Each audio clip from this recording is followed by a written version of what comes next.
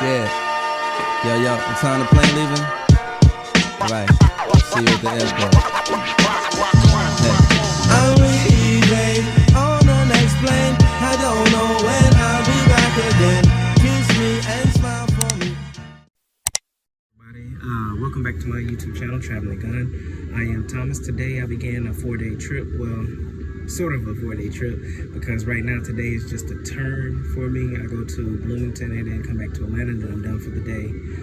So what I'm finna do is I'm finna get this pre-flight check out the way, and we're gonna get this day started. So what I usually do when I pre-flight, we have to come in, we have to check to make sure the toilet flushes and that it's clean. We have to make sure this retracts back. For the simple fact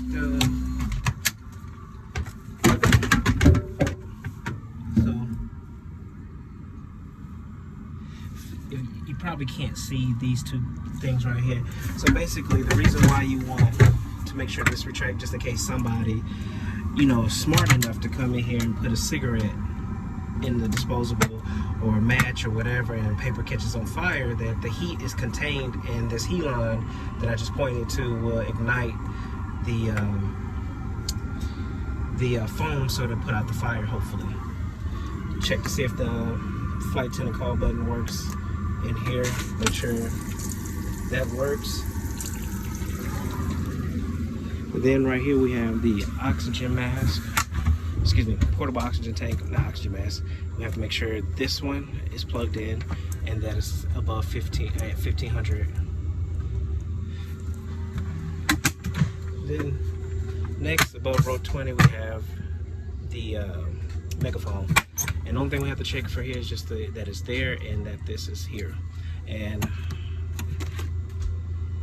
first aid kit, and make sure the seal is intact, and ancillary kit. So basically, if we run out of water in emergency, we have 2 extra bottles of water here. And we have our PBE, which is our check, make sure the seals are intact, and that there's a blue humidifier dot right there. We have another, make sure that the seal is intact as well, and that is there. Check here. Flight attendant life vest, our emergency cards, violation cards is all in here. Flashlight, just make sure the light is 1 hour 10 minutes. Make sure the light is on. 32,000 feet. Okay. Red, yellow. Okay. Inoperative, so the PA does not work. So it's gonna be OES 12 being done today, and the taxi should be about anywhere relatively between 5 and 10 minutes for a taxi. Okay. Any questions? No. So make sure these work. Testing. So what does it say? The PA doesn't work. Not for sure why it says the PA doesn't work, but anyway, we have to make sure that all these work. So just in case of emergency, we were able to call up front, and everything can get basically our line of communication. So pretty much that's all I have to check for in the back. Here, the forward has a lot more other places that you have to check, but in the back on this 900, this is all that I have to check. So I have a sit, an hour and a half sit in Bloomington, so I'll see you guys there.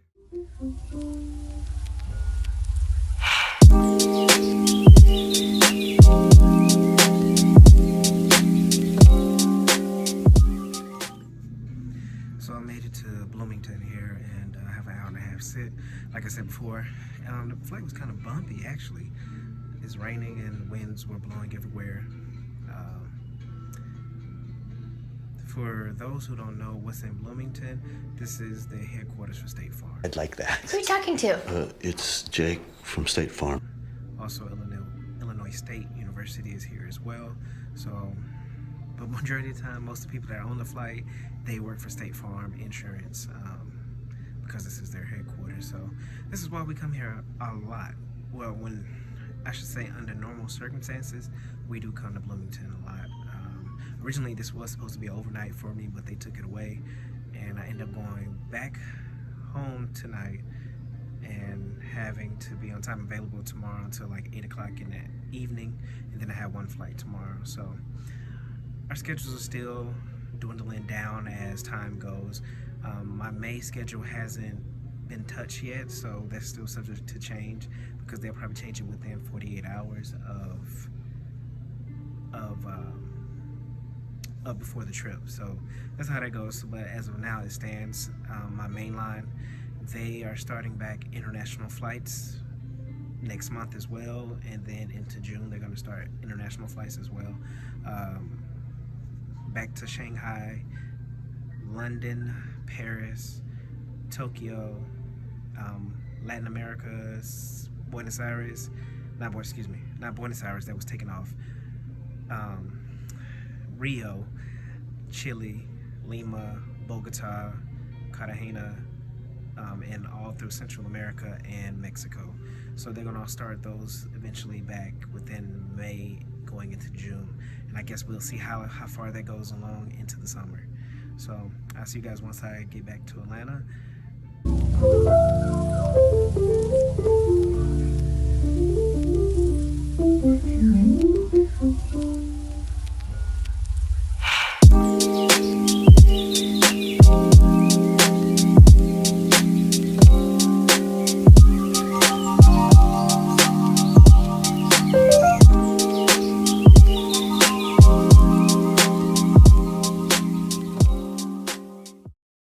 And just like that, YouTube day one is over and in the books. A whopping total of 19 passengers. Very uneventful day. Nothing's going on, so I'm going back to the car to go home. And I'll see y'all tomorrow when I have my overnight in Mobile. Hello everybody, welcome back to day 2 of 4 on my 4-day trip here. I'm working first class this time, so I'm on my pre-flight check with me. I'm gonna show you the difference between the back and the front. So I can't check the PBS or anything like that because the pilots haven't got on here to turn on the plane. So here it tells you what is what. So in here, I'm checking for my portable oxygen tank here. Basically making sure that it's above 1500. My halon, which is, you would know it as a fire extinguisher, it's in the green and the hose attached. And my automated external defibrillator here. One thing with pre-flight on this is that the light blinks to make sure that it's charged, so it does blink.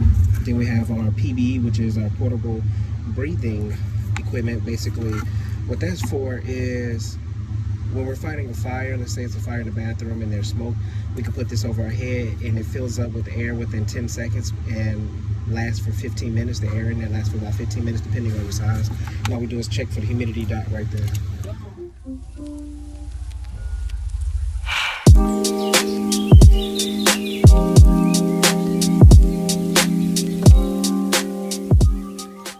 Hello ladies and gentlemen, sorry I wasn't able to finish showing you all the demo equipment. Basically, I got to the airport, well, to my gate about 7, which the flight left out at 8. So the gate agent didn't show up until about 7:28ish. So she let us on and says, hey, how long, what time should I send down the passengers? So I asked her, how many do we have? She goes, oh, you only have 17 passengers. So I said, well, you can send them about 7:45. She was like, okay, cool. So literally, I go down, put my bag up, and start showing y'all the demo equipment. Next thing I know, passengers are coming down. So I had to finish pre-flighting while the passengers were boarding. So I don't have my phone recording, and you know, it's a little unprofessional or whatever like that. So I didn't get to show you the rest of the pre-flight. But again, these gate agents do what they want to do. They boarded them. She boarded them. They boarded in like 5 minutes tops, 5 minutes. And we had to sit there until, because the flight didn't leave till 8, so they're not gonna let us leave early. We didn't leave until 5 minutes till 8. So she should have just listened to me and actually did what I said to do, but it is what it is. Usually they do that. So another uneventful flight. It was only 52 minutes here.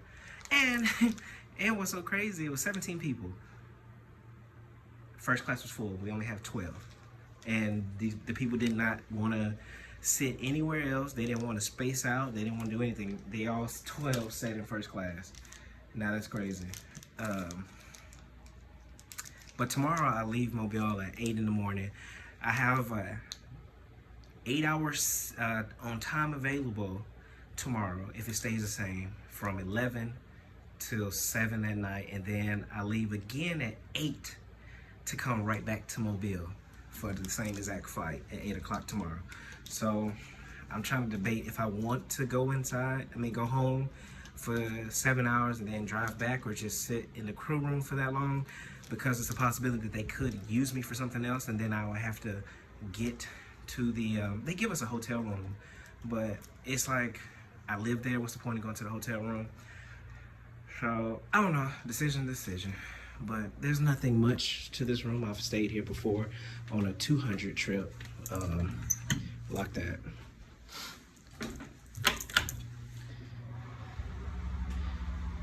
And this is usually fairly clean, one of the fairly cleanest hotels that I've actually been in. 2 beds, check for some bed bugs just in case. Got some hand wipes off the plane, so I'm gonna start wiping some stuff down before I touch it, like remote control. And I get to watch How to Get Away with Murder. Don't judge me if you don't like it, okay, but I've seen every episode, every season, and I watched it while it was playing. And I recently just started Game of Thrones because now my mindset is I can sit and watch it. I tried to do it before, but when I found out I was like 7 seasons behind, I was like, you know what? But now that I've started watching it, it is very good. It is really, really, really good. So I'm still like, I'm on episode 8 of the first season. So that's what I've been doing so far with my time that I've been home. So I'll see you guys in the morning once I get up. Good morning, ladies and gentlemen. It is day 3 of 4 of this 4-day trip here, and last night was a very, very difficult night because I haven't been on a sleep schedule in a long time. So my sleep schedule has been stay up to about 4 o'clock in the morning, wake up at 12, majority of the time. So having to get up at 6 o'clock or making myself go to bed early enough to get up at 6 o'clock was a real difficult struggle for me. So, only thing I have to do today is go from Mobile to Atlanta, sit for 8 hours, and then come right back to Mobile. So that's the only thing that I have to do, unless they change my schedule, which I don't think they are, or unless someone is delayed. That's the only way I think my schedule would get changed, to do something else in between those 7 hours of time available. But I read an article that my airline is going to require people to wear face masks from beginning to end, meaning before you come through TSA all the way to your final destination. So you won't be allowed to be boarded or allowed into past TSA unless you have a mask on. So that's one that's starting Monday, the 4th is when it's supposed to start. So Monday the 4th is when it's supposed to start, that you have to have a mask from beginning to end while flying. I know other airlines are going through with the same thing. I'm not for sure how the details of theirs are, but yep. So everybody's gonna have to wear masks on planes, or you're not gonna be allowed to go. So, but I'm finna get down here and get to this van. I'll see you guys later on today.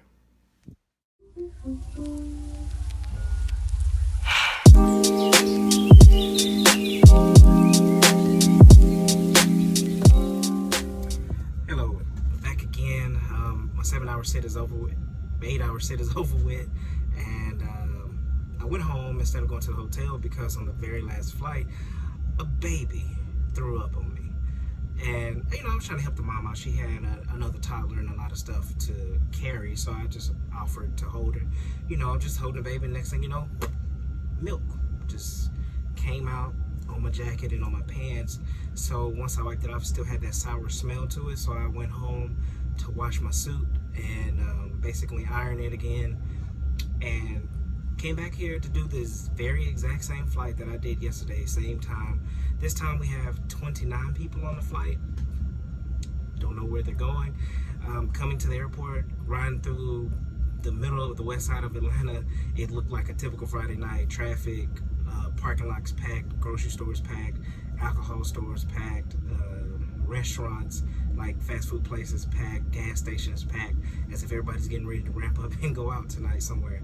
So I don't know, but I know I'm going to work this flight tonight, and hopefully it's very uneventful again. You know, I don't like a lot of stuff that happens on the flight, because that means, one, more paperwork that you have to do as a flight attendant. Two, I don't want to have to deal with it, but it's inevitable. It's going to happen eventually. But I do need to pre-flight this check, which pre-check this flight with all my equipment. We have to do it every flight. The only time we don't have to pre-flight is during turns, because we stay on the plane. But if we get off the plane, the plane's been sitting more than an hour, we have to, when we come back, we have to pre-flight it, and first flight of the day, and anytime we change aircrafts. So I'll see you guys once I get to those. So finally made it to my room. Uneventful flight. Found out some good news today. I don't have to work the flight in the morning. I get to deadhead. So that means I can stay up and kind of binge watch the rest of Game of Thrones. I'm on season 2 now, finished season 1. So now I'm on season 2, it's like. And well, the way they set this flight up doesn't make any sense, because I saw a deadheading crew coming in. So I just asked them, like, when are y'all leaving Mobile? They was like, in the morning. And that's what made me look to see my schedule. I didn't realize I was deadheading to Atlanta in the morning. But it still doesn't make any sense. Like, why would you deadhead a crew in when you already had a crew working it? And we could have just, I don't know if it's to keep people busy, but hey, above my pay grade, hey, I don't have any say so about it, and I'm not gonna complain about it. Our staffers did give us masks, so I have a whole packet of masks that I have. I guess I'm assuming because we have to wear masks starting Monday and I have hand sanitizer and wipes, so I'm gonna wipe down everything. I'll see you guys in the morning.